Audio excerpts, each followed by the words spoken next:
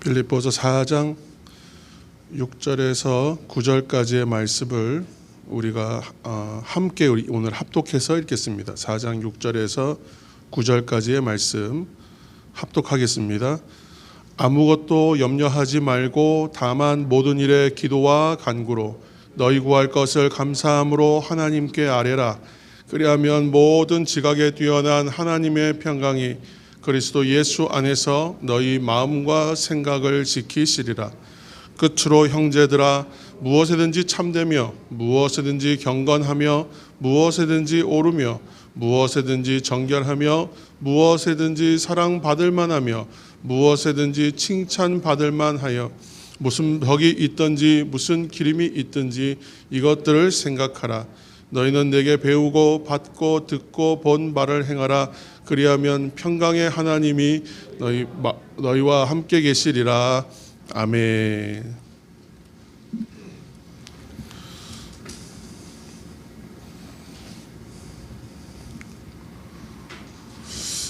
여러분, 그 명절 기간 어떠셨습니까? 코로나로 인해서 그 1년 이상 됐죠. 벌써 코로나 위기의 상황들이 된 지가 꽤 오래 지나다 보니까 그 위기 상황에서 명절 기간을 이제 맞이하는 것도 이렇게 어떻게 보면 인생에서 그렇게 흔한 경험은 아닐 것입니다. 특별히 이번 명절은 직계 가족이라도 거주지가 다르면 5인 이상 모이지 못했기 때문에 이것이 아마 가장 큰 이슈가 아니었을까 싶습니다. 우리 인생에 항상 경험하고 나서 돌아보면 우리 인생 가운데 이런 일이 또 있을까 하는 일들이 항상 일어납니다.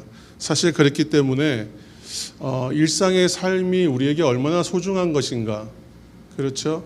그리고 가족과 함께 한다고 하는 그 당연하게 생각했던 시간들이 사실은 얼마나 우리에게 소중한 시간인가, 귀한 시간인가 하는 것을 알게 되지 않았을까 싶습니다. 저도 이제 서울에 계신 저 어머니를 좀 뵙고 싶었는데 숫자를 맞추다 보니까 저희가 어머니를 잠깐 뵙고 그리고 저희가 떠나면 이제 형님네가 와서 또 어머니를 뵙고 그렇게 하면 5인 이하입니다. 그렇게 해서 결국은 형님네는 저희가 만나지 못했죠. 다음을 기약했습니다. 이것이 참 보면 그렇게 다 모여서 함께 밥 먹고 함께 이야기하는 것이 사실은 일상인데 이것이 참 쉽지 않구나. 그리고 참 소중한 시간이구나. 그렇지 않습니까? 그러한 시간이었다는 것을 좀 깨달아서 어찌 보면 그것도 은혜입니다.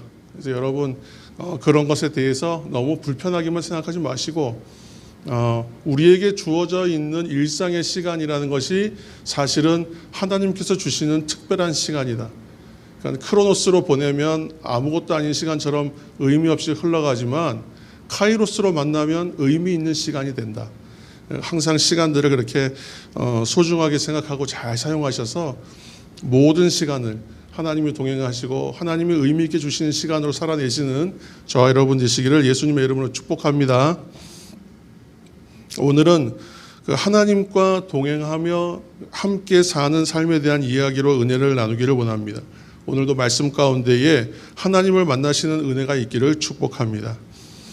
하나님을 믿는 믿음으로 살아가는 매일은 믿음의 생활이다 이렇게 얘기할 수 있습니다. 이 믿음의 생활이 쌓이면 그 삶 전체를 통칭해서 우리는 신앙 이렇게 말할 수 있죠. 그래서 이러한 신앙을 주제로 해서 만약에 글을 쓴다 그러면 저는 믿음으로 사는 인생 또는 하나님과 함께하는 삶이라고 제목을 할 수 있을 것 같습니다. 사실 우리가 하나님이 나와 함께 하신다 하는 것을 우리가 깨닫는다면 그것이 바로 믿음 생활을 이미 하고 있는 것이죠. 그렇게 믿음 생활에 매일매일이 쌓이는 거예요. 그러면 그 전체를 통칭해서 신앙 이렇게 얘기한다는 것이에요. 왜냐하면 하나님께서 나와 함께 하신다는 것을 깨닫는 것이 순간들입니다. 그래서 계속 하나님이 나와 함께 하신다는 것을 동시성으로 이해할 수는 없기 때문에 어떠한 일들 가운데에서 하나님 나와 함께 하셨구나 하고 깨닫는 것이죠. 그것을 이제 빌리프, 믿음의 순간들이라고 말하죠. 그 순간들이 쌓여서 전체의 삶을 이루죠. 그러면 그 삶을 가리켜서 우리가 신앙 이렇게 정의할 수 있다는 겁니다. 그런데 그 많은 분들이 하나님과 함께하는 삶 또는 믿음의 생활, 신앙이라는 말들을 만났을 때에 그 말들에 대한 의미를 좀 부여해서 설명하자 이렇게 하면 대부분 어려워하세요. 그리고 어떻게 설명해야 될지를 조금 쉽게 결정하지 못합니다. 그래서 오늘은 하나님과 함께하는 삶이란 무엇일까에 대해서 질문해보고 그 말씀에 대한 대답으로 오늘 은혜를 나누고자 합니다. 하나님과 함께하는 삶은 첫째로 은혜의 삶 이렇게 얘기할 수 있습니다. 우리가 그러니까 은혜를 받으면 은혜를 알게 되면 진정한 은혜의 삶을 살게 되는 것인데 우리 함께 이 시간 한번 선포해 보시겠습니다. 은혜를 받고 누리고 흘려보냅시다. 다시 한번 해보겠습니다. 은혜를 받고 누리고 흘려보냅시다. 할렐루야. 아멘. 예. 이렇게 은혜의 삶을 사는 사람들은 이처럼 매일의 은혜를 내가 구하죠. 그리고 받고 누리고 흘려보내는 것, 이렇게 은혜의 순환 구조를 가지게 되는 것이죠. 갈라디아서 5장 25절 말씀에 우리가 성령으로 살면 또한 성령으로 행할지니 라고 하였습니다. 사랑하는 성도 여러분, 우리가 성령으로 살면 당연히 성령으로 행하게 될 것입니다. 마찬가지로 은혜를 받게 되면 은혜로 살게 되는 것이겠죠. 그 은혜란 말을 그 히브리 말로는 헤세드란 단어를 썼고 또 헬라어로는 카리스라는 단어를 씁니다. 조금씩 의미 조금 다릅니다. 근데 헤세드라는 말은 하나님께서 주시는 사랑, 하나님의 자비, 또 그 안의 의미는 영원히 변하지 않는다는 신실함에 대한 속성이 있어요. 그러니까 하나님의 헤세드는 우리를 향하여 늘상 우리에게 다가오고 또 변함없이 주어지고 있고, 이것은 하나님의 자비하심과 사랑과 그런 것들을 다 합쳐서 은혜라고 우리가 표현하는 것이고, 신약적 언어에서 이해를 해보면 카리스란 말 자체는 그 안에 기쁘다라는 뜻이 더 강하게 있어요. 은사와 선물 뭐 이런 뜻도 있어요. 그러니까 하나님께서 우리에게 주시는 선물인데 이것을 받는 사람은 어때요? 기쁘다. 이렇게 말할 수 있는 것이죠. 아무튼 하나님의 그 은혜는 참 특별한 것입니다. 그런데 사실은 우리가 그 은총이라는 말이 있고 은혜라는 말이 있지 않습니까? 근데 은총과 은혜를 좀 헷갈려 합니다. 사실은 같은 말이에요. 같은 말이지만 이것을 의미를 조금 다르게 부여해서 설명하는 경우가 많습니다. 그러니까 은총은 하나님께서 우리에게 주시는 그 선물과 같은 일들, 놀라운 기적적인 일들, 그러니까 하나님이 우리를 만나 주시는 것들을 다 합치면 은총이 되죠. 그리고 하나님의 은총을 깨닫는 것, 하나님께서 나와 함께 하신다는 것을 깨닫는 것이 바로 은혜, 이렇게 표현하는 것이죠. 그러니까 정확하게 얘기하면 하나님 나에게 은총을 내려주시고 내가 깨닫는 은혜를 허락하여 주옵소서, 이렇게 하는 것이 정확할 거예요. 그렇지만 굳이 뭐 은혜와 은총을 그렇게까지 신학적으로 구분해서 쓸 필요는 없습니다. 다만 의미는 좀 알아야 되겠죠. 그래서 하나님이 우리를 향하여 주시고 오시는 모든 것은 은총의 개념이고, 그 하나님과 나 사이에서 주어지는 모든 선물과 같은 그러한 기쁜 일들을 깨닫는 것을 바로 은혜라고 할 수 있는 거예요. 그러니까 이 기반에는 뭐예요? 하나님을 믿는 믿음이 있어야 하고, 그 믿음을 기반으로 하여 하나님과 나 사이의 관계가 회복되어야만 하나님이 나를 향하여 주시는 은총, 하나님이 나를 향하여 일하시는 기적적인 일들을 깨달을 수가 있는 것이죠. 그래서 그렇구나 하고 깨달으면서 이것이 나에게 은혜가 되는 일이 되는 것입니다. 그래서 하나님의 은총과 하나님의 은혜를 우리가 조금 의미는 잘 알고는 있어야겠다라고 생각해서 오늘 이 이야기를 잠시 나눕니다. 그래서 하나님과 함께하는 삶이란 이처럼 하나님이 주시는 은혜로 살아가는 매일이고 일상인 것이죠. 그것이 쌓여서 인생이 되는 것이고요. 사랑하는 성도 여러분, 오늘도 하나님께서 우리에게 은총을 베푸는 분이시라는 것을 여러분 믿으십니까? 아멘. 또 우리 하나님은 우리에게 아무 대가 없이 값 없이 은혜를 받고 누리게 하시는 분임을 여러분 동일하게 믿으십니까? 사랑하는 성도 여러분, 은혜는 하나님이 주시고 알게 하시기 때문에 참으로 귀한 것입니다. 유명한 본헤퍼라는 신학자가 그렇게 표현했죠. 하나님께서 거저 주시기 때문에 그것은 값싼 은혜냐? 그렇지 않다. 값비싼 은혜다.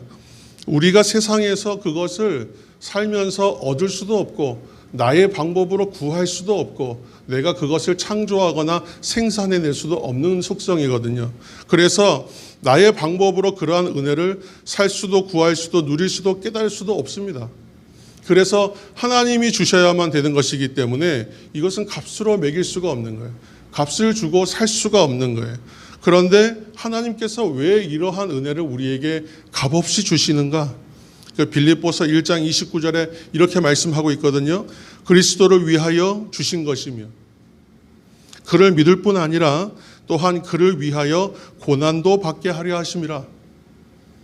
하나님이 우리에게 어떤 선물과 같은 일들을 주실 때에는 우리의 유익을 위하여 우리의 기쁨을 위하여 주시는 것이 맞습니다.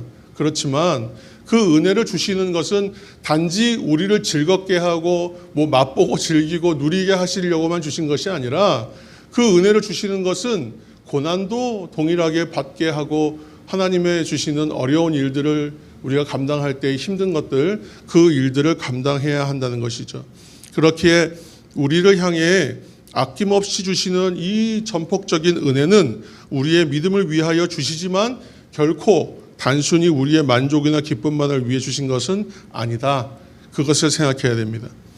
그렇기에 매일의 은혜를 우리가 구하고 받을 때에 그러니까 은혜를 추구할 때에 그것을 받는 것으로 끝난다거나 또 그 받은 은혜가 나의 내면에 잘 갈무리 되는 것으로 만족하여 끝나지 않아야 하는 이유가 거기에 있는 거예요.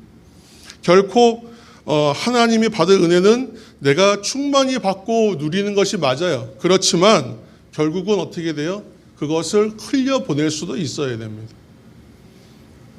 이때 우리가 은혜를 받는다 하면 나의 속사람, 나의 마음이 그 주시는 은혜로 충분하게 적셔진다. 저는 이 표현 좋아합니다. 적셔져야 되는 거예요. 그리고 채워져야 돼요. 근데 그렇게 돼야 먼저 이것이 1번인데 그러기 위해서 필요한 것이 있습니다. 그것은 바로 은혜를 받기 위한 나의 준비, 나의 자세라고 할 수 있을 것 같아요. 그것이 바로 뭐냐? 겸손한 마음입니다. 다 같이 한번 해보실까요? 겸손한 마음. 우리가 계속 겸손에 대한 얘기를 참 많이 했습니다. 앞으로도 많이 할 것입니다. 그런데 이 겸손한 마음의 정체가 무엇입니까? 그것은 가장 간단하게 얘기하면 남을 나보다 낮게 여기는 거, 좋게 여기는 거. 그러니까 나는 그 사람보다 못한 거예요.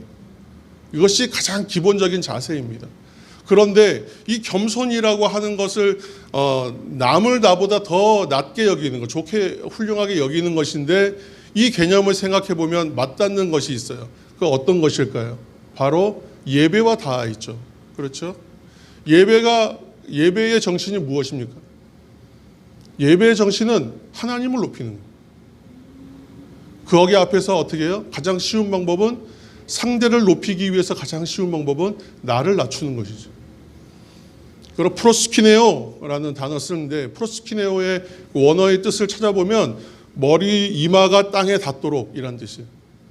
그러니까 예배라는 개념에 대한 단어들을 잘 추적해 보면 전부 엎드린다, 낮춘다, 그런 의미들이 다 포함되어 있어요. 그러니까 예배는 나를 낮추고 하나님을 높이는 행위예요. 초등부 아이들한테도 가르치고 유치부 아이들한테도 가르칠 때에도 예배가 뭔지 가르칠 때 나는 낮추고 하나님은 높이는 거 이렇게 가르쳤거든요. 다 기억해요. 잊어버리지 않아요. 나는 낮추고 하나님 높이는 겁니다. 그래서 겸손, 하나님 앞에 나아갈 때의 그 예배 자세, 겸손함이라고 하는 것은 그냥 하나의 꼭 그러니까 갖춰야 되는 것이죠. 그러니까 그냥 해도 되고 안 해도 되는 것이 아니라 선택사항이 아니라 필수 불가결의 자세예요.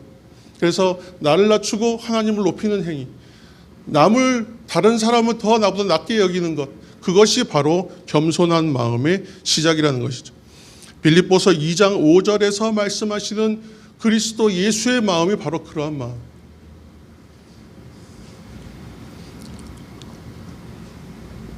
예수님은 능력이 무한하신 하나님이셨지만 자신의 능력을 자신의 어려움과 고난을 돌파하는 방법으로 사용하지 않으셨어요.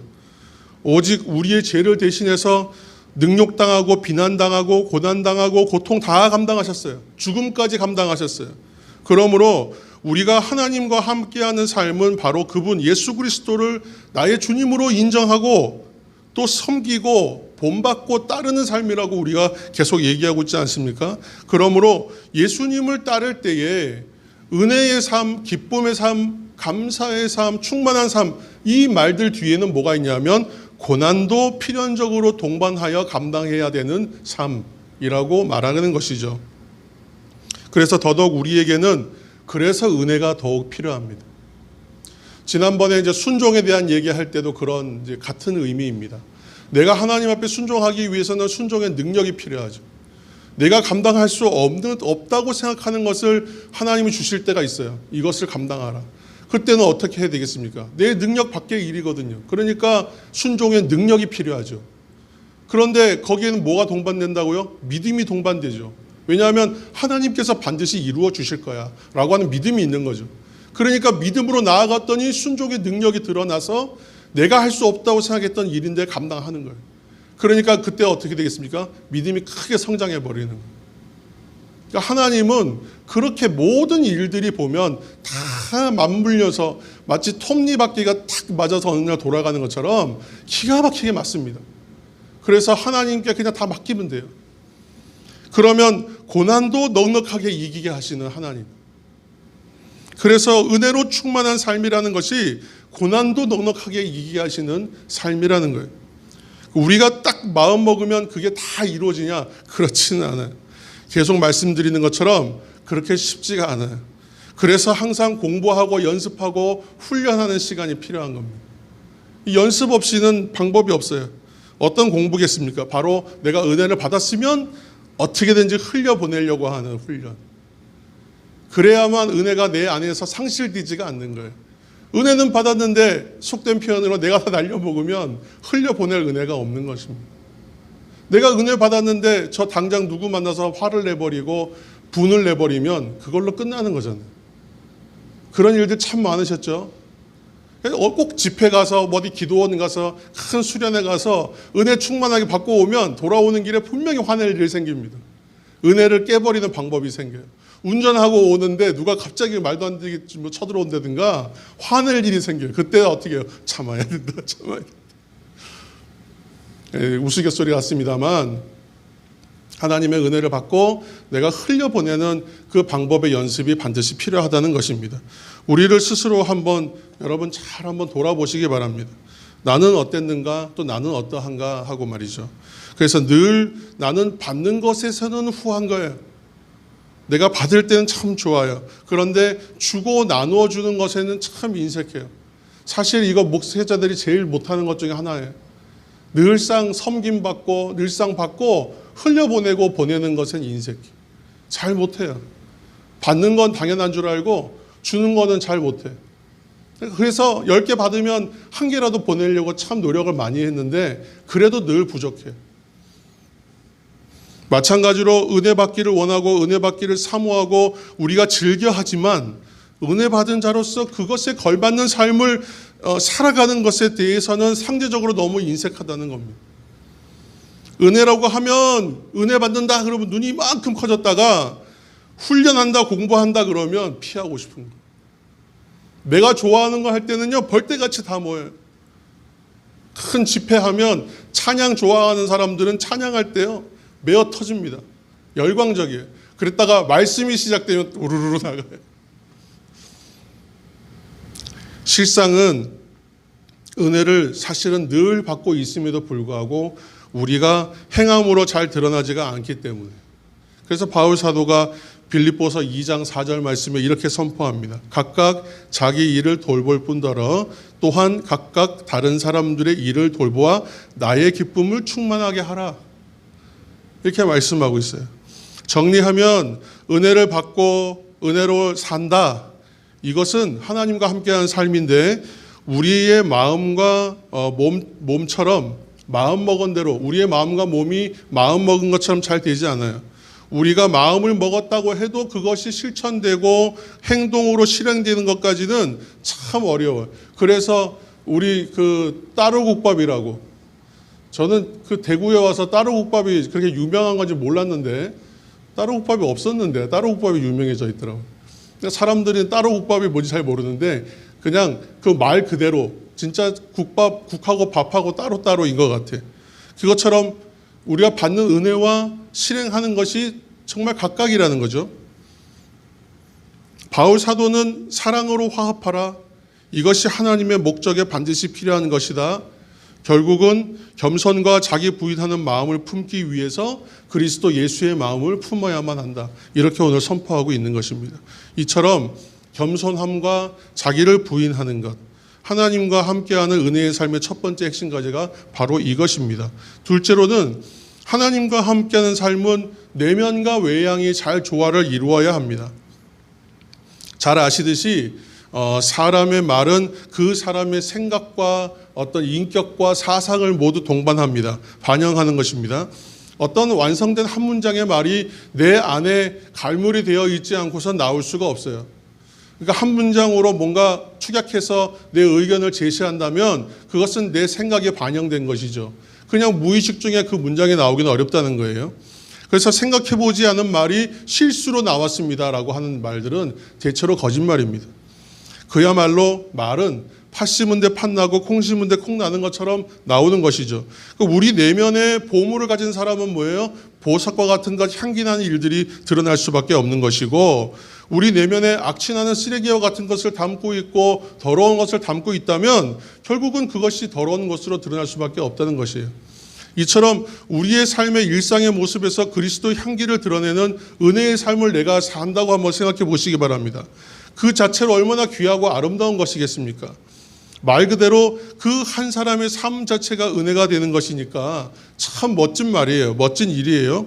이처럼 우리 한 사람의 성도들이 그렇게 성령과 동행하며 그러한 삶을 살기를 살아내려면 어떻게 해야 될까요?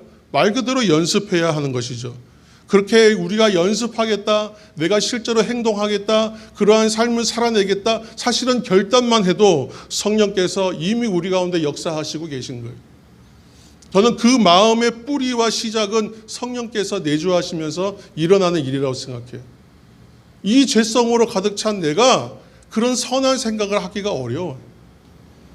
그리고 이것이 결단으로 안 끝나고 다음 액션으로 나간다는 것은 성령께서 이미 활동하고 계신 거예요. 성령께서 우리 가운데 그때의 이 마음을 품고 내가 행하기를 노력하면 그때부터 나를 정결케 하시기 시작하신다. 그리고 분열되고 나뉘어져 있는, 아까 따로국밥이라 했잖아요. 그것처럼 나눠져 있단 말이에요. 다 분리되어 있어요. 마음 따로 행동 따로예요. 그런데 분열되고 나뉘어져 있는 것을 하나 되게 하시는 속성이 성령 하나님 하신 일이잖아요. 그래서 화합되게 하신다. 그래서 생각으로 그치지 않고 또 생각 없이 행동만 하지 않고 이것이 다 연합되고 하나 되게 하시는 것이다. 그래서 우리 지금 이 말씀을 듣는 우리 안에서도 성령께서 내주하고 계신 것입니다. 그래서 놀랍도록 우리 안에서 그것들을 아름답게 이루어 가실 줄로 믿어요.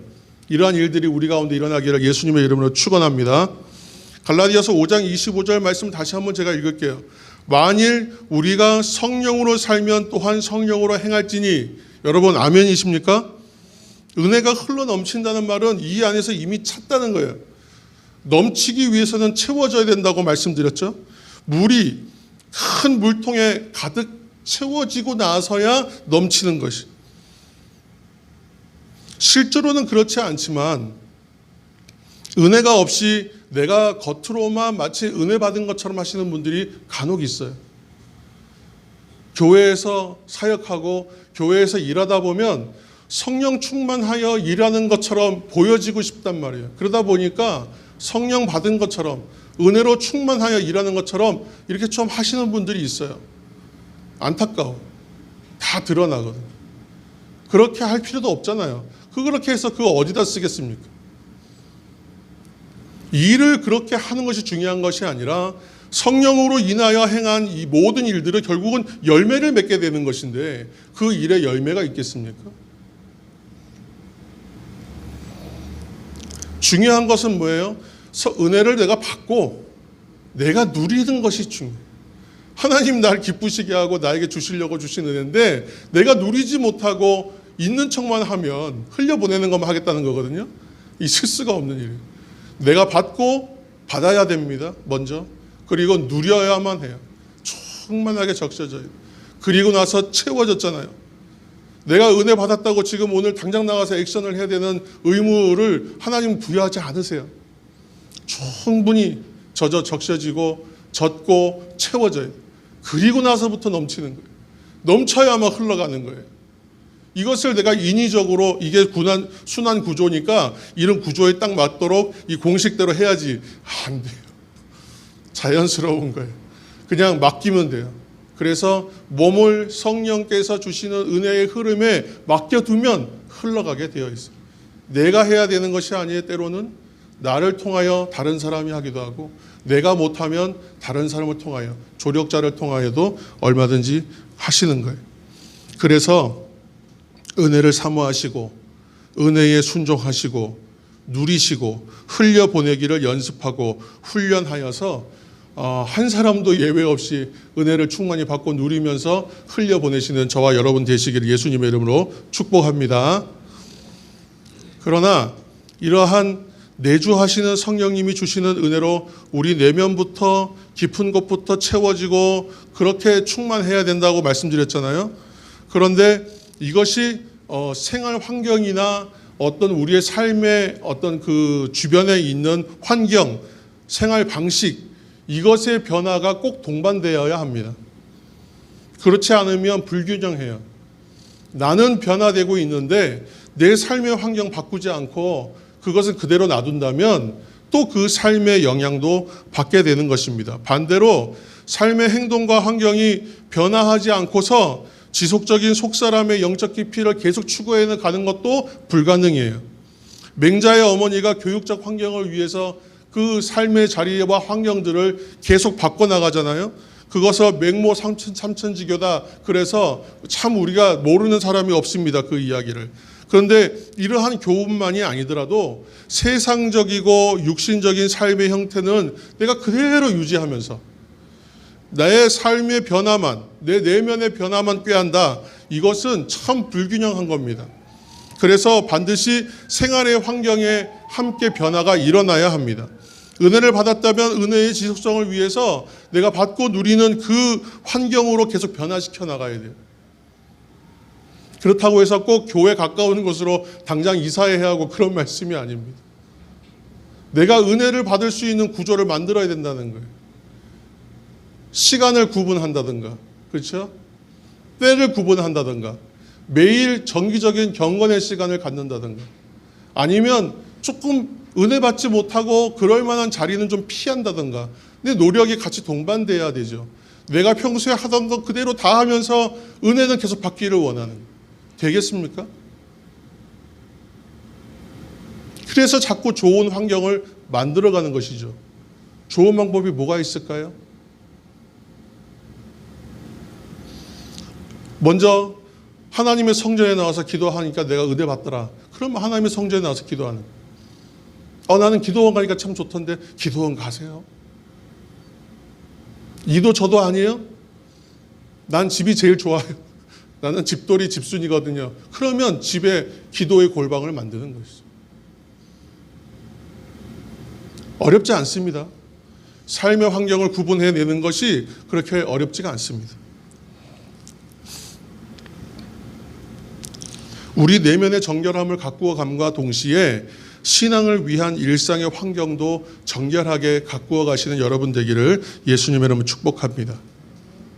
집안에 다 어질러져 있고 어지러운데 그 안에서 맑고 좋은 창조적인 생각을 끌어내는 것 참 어렵지 않겠습니까?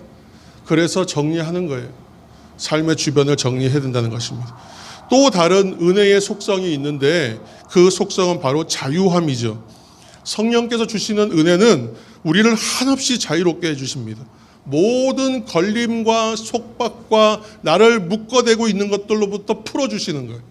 우리를 짓눌러 왔던 모든 억눌림에서 자유함이 선포되는 것이에요. 마태복음 11장 28절 말씀 우리가 잘 아는 말씀입니다. 수고하고 무거운 짐진 자들아 다 내게로 오라 내가 너희를 쉬게 하리라. 29절에 나는 마음이 온유하고 겸손하니 나의 멍에를 메고 내게 배우라 그리하면 너희 마음이 쉼을 얻을 것이다. 예수님께서 이 말씀을 주셨던 것에 또 이 말씀을 갖고 우리가 또 풀어내야 될 것이 있습니다만, 예수님께서 우리의 수고롭고 무거운 짐들을 다 져주시는가? 하나님 앞에 난 짐을 다 던져놓으면 끝나는가? 그렇지는 않잖아요. 그죠? 말씀을 잘 읽어봐야 돼요. 잘 읽어보면 수고하고 무거운 짐진 자들 내게로 오라 내 앞에 짐을 내려놓으라고 하시지는 않으셨어요. 그죠? 수고하고 무거운 짐진 자들 오라고 하셨죠. 그리고 나서 뭐라고 말씀하시냐면 나는 마음이 온유하고 겸손하니 나의 멍에를 베고 내게 배우라 이렇게 말씀하셨어요. 짐지는 법을 배우라. 우리가 고난도 당해야 할 것이기 때문에 짐을 지지 않을 수는 없어요. 그냥 문만 가는 게 아니에요. 짐 져야 돼요. 나에게 각자에게 주어진 짐의 분량, 은사의 분량, 사역의 분량, 하나님께서 부르신 사명의 분량이 반드시 있어요. 오히려 나는 그 무게가 무거워야만 나는 더 중한 사람이라고 생각하는 자부심일 것 같아요.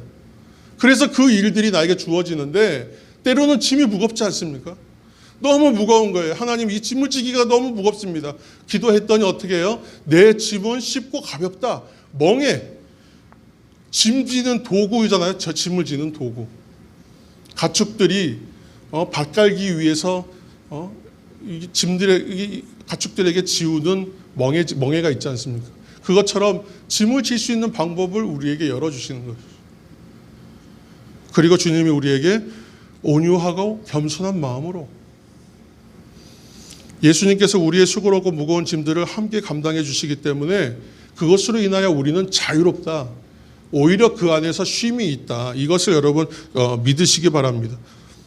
역설적이게도 이 자유함도 훈련 없이는 안 되는 거예요. 짐지는 것도 훈련하는 것이에요. 처음부터 큰 짐 질 수 없고 처음부터 짐을 잘 질 수도 없어요. 남대문 시장에 가면 옛날에 지게꾼 막 몇 분 남으셨는데 그런데 가보면 기가 막히게 지시잖아요. 그런 거. TV에 나올 만큼 잘해요. 왜 그렇겠습니까? 그것을 평생 해왔어요. 어렸을 때부터. 그러니까 너무 능숙한 거예요. 그 말도 안 되는 그 이상한 그 좀 작은 그 낡은 것으로 그 어마어마한 짐을 지고 갑니다. 그게 어떻게 가능하겠습니까? 연습하고 훈련했더니 가능한 것이. 그래서 소위 프로 운동선수들이 자신만의 루틴이 있다고 이해하잖아요. 그래서 그 루틴이 이렇게 했더니 내가 그날 참 잘했다 이거예요. 그러면 그 루틴을 계속 반복해서 지켜나가요. 때로는 수염을 깎지도 않고 때로는 뭐 건너가면서 라인을 안 밟고 건너간다든가 자기 나름대로의 루틴들이 다 있어요. 습관처럼. 근데 우리는 어떻게 해요? 우리도 은혜 받은 방법이 있다면 그 길을 행하는 것이죠. 그래서 어느 분들은 기도원 가서 은혜 받았다고 무조건 기도원만 가야 된다. 근데 그렇게 루틴을 지켜나가는 것도 나쁜 것이 아닙니다. 우리가 그래서 그 은혜 받는 과정들을 만들고 방법을 찾았다면 그 방법들을 계속 반복하는 것이 좋은 것이죠. 가장 우선적이고 실천해야 하는 훈련이자 습관은 아까 말씀드린 대로 장소와 시간을 구분하여 기도하는 것이죠. 이것만큼 좋은 방법은 아직 못 찾았습니다. 가장 좋은 방법은 코로나로 인해서 어렵지만 기도의 전을 찾아오는 것이죠. 그것이 안 된다면 어떻게 한다고요? 기도의 골방을 만드는 것이에요.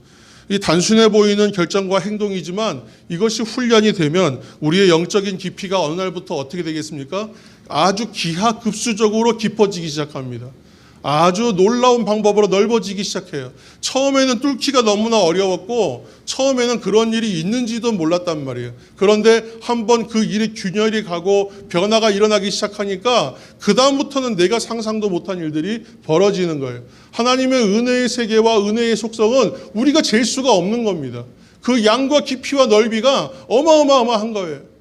하나님께서 주시는 것은 다 그렇습니다. 그런데 그 은혜를 나의 시야로 보기 때문에 좁은 거예요. 나의 시야로 제한해 두었기 때문에 제한된 거예요. 그래서 열어야 돼요. 어떻게 해요? 기도로 하나님 앞에 나아가요. 그것을 위해서 내가 1시간 30분 정도를 시간을 구분하여 장소를 구분하여 기도하는 것이 어렵다면 그 은혜의 보고에 다가갈 수 있는 방법이 없어요. 이런 영적 훈련에 대한 이해는 어려운 것 같지만 사실은 쉬운 거예요. 또 쉬운 것 같지만 어려워요. 계속 해야 하기 때문에. 하지만 여러분 이거 하나 기억하십시오. 내가 하려면 어려워요. 그러나 주님이 하시면 쉬워요. 수고하고 무거운 짐자들아 다 내게로 오라 말씀하신 주님께서 오늘도 오라고 말씀하시거든요. 저희는 가기만 하면 돼요. 자, 이 단순해 보이는 연습을 통해서 내면에서의 은혜 추구와 그런 은혜의 환경을 만들어내기까지를 뭘로 만드냐면 습관처럼 만들어서 몸에 붙이는 것입니다. 그러면 이젠 자동으로 돼요. 호흡처럼 자연스러워져. 그러면 삶에서 이것이 배어나오는 성품처럼 자연스럽게 돼요. 자, 오늘 이제 말씀 다 했어요. 그죠?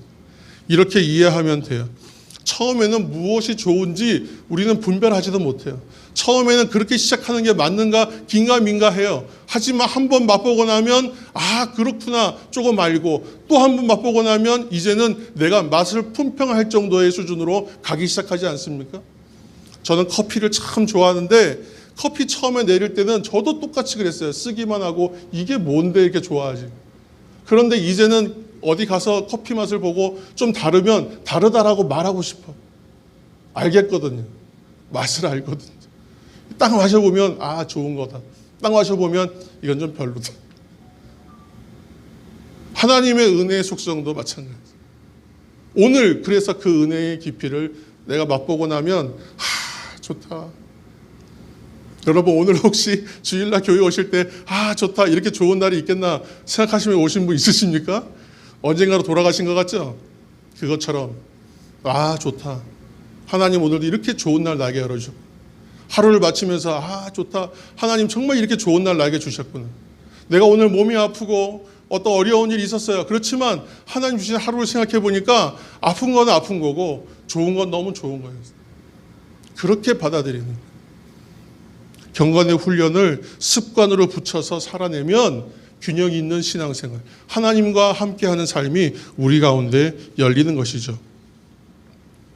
사랑하는 성도 여러분, 세상은 우리를 향해서 여전히 부족하다, 필요하다, 이것도 채워야 된다, 저것도 준비해야 된다, 노후를 살려면 이렇게 해야 된다, 우리에게 끊임없이 얘기하고 경고하고 두려움을 줍니다.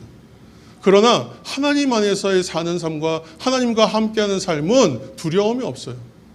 믿음의 속성이 뭐예요? 두려움과 염려가 없어지는 것이지 않습니까? 믿음이 없는 사람이 갖는 것이 뭐예요? 두려워하는 거예요. 사망의 음침한 골짜기 같은데? 해가 올 것 같은데?